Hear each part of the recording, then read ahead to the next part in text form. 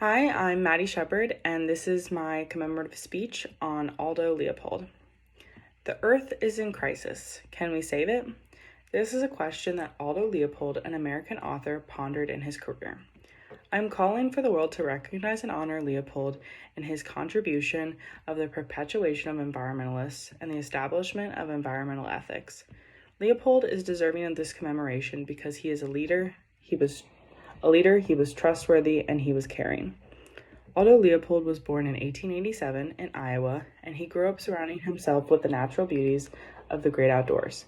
He ended up going to the Yale Forest School to become a forester. After school, Leopold moved to New Mexico and helped to get the Gila National Forest to be identified as a wilderness area, which means that the land is legally protected and open for its natural use. This is where Leopold first opened up about conservation and our role as humans on this land.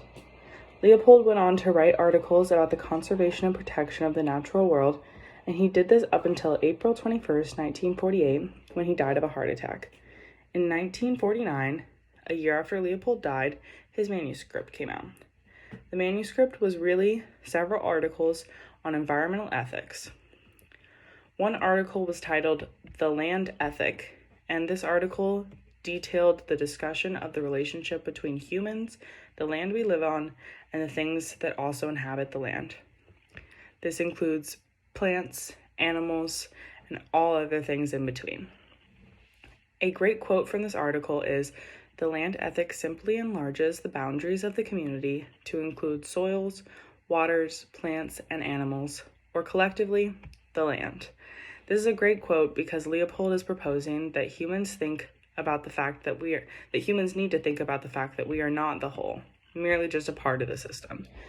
The article was a setup that our role as individuals on top of the pyramid means that humans have to be the ones to take charge and take responsibility for the land in which we get to inhabit and prosper. This was a new way of thinking in the early 1900s. Leopold was living in an era pre-hippies and discussing humans taking care of the land as they live off of it. Leopold was a natural-born leader and inspired future scientists and activists to continue his work. This was one of the reasons that Leopold should be honored, because he paved the way for the discussion of environmental ethics and what humans should be doing in the system we live in.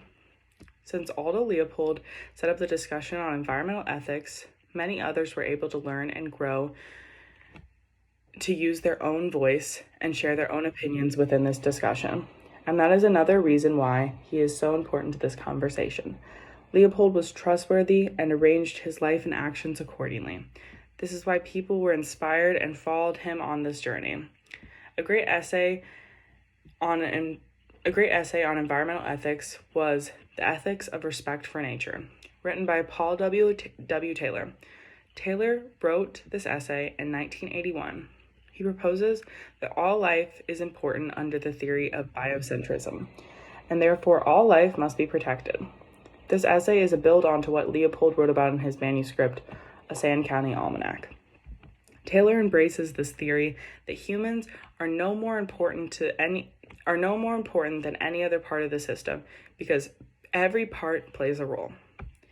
Biocentrism is a very interesting theory that has been the core idea in the environmental movement, as well as a key argument for environmentalists on why the earth must be saved sooner rather than later. Without Leopold as a stepping stone, Taylor might not have written this essay and expanded on the topic of environmental ethics and the use of land. With that being said, Aldo Leopold should be commemorated for his work in environmental ethics, because he opened up the door for this discussion by being so trustworthy. I think the last reason why I think Leopold should be honored is because he worked hard to always do the things he said when it came to environmental ethics, and this is because Leopold cared about the earth and its future. Leopold worked for the first 2 decades of his career as a forester. He devoted his free time and effort to studying and considering philosophy. The Aldo Leopold Foundation shares how Leopold wrote and published his first textbook in 1933 to educate others on wildlife management. Leopold then accepted a job at the University of Wisconsin for game management, which was the first job like this to be included in a U.S. college curriculum. The foundation website shares that in 1935, Leopold started his own ecological restoration experiment, which was a shack that he and his family used to plant pine trees and work on the area along the Wisconsin River. Over time, Leopold watched as the land was restored and flourishing with life.